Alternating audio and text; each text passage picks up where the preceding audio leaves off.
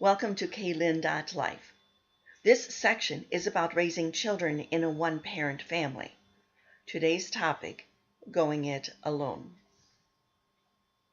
I raised 2 children in a one-parent family for 21 years. When I began this journey, I wanted to observe what parents did that I thought were right and healthy for the family. I observed what parents did when I thought things should be different. And I took a hard look at statistics. The first and foremost to me were observing the statistics. I knew, and we know today, that recidivism rate is high. That the rate of children raised in a one-parent family would be high for alcoholism, drug abuse, gang relations, dropping out of school, the wrong kind of kids that we don't want our children to be around. That was high. And I was not going to allow my children to become a number of a statistic. Not on my watch, and not if I could help it.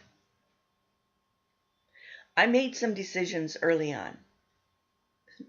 Pretty much the first and foremost related to those statistics were listening to parents on television shows and documentaries saying, I thought my child was going through a phase.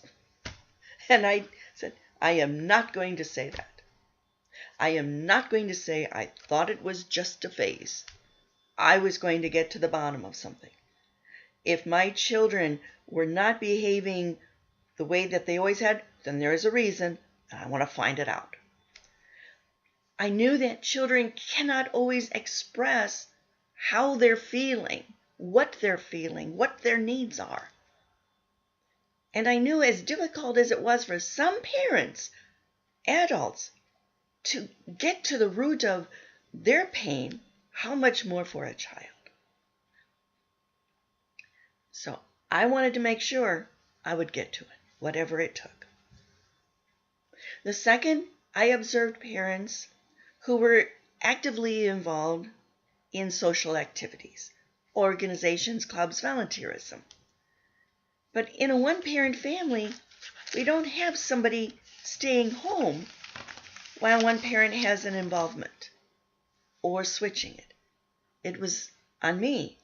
So I said 1 day a week. My involvement was with my church. I loved having that involvement. Someone else's involvement may be another club or organization. I said 1 night a week, that is what I'll give myself.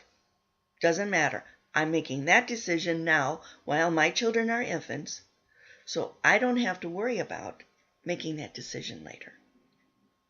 So I encourage you, parents who are raising children in a one-parent family, know the statistics.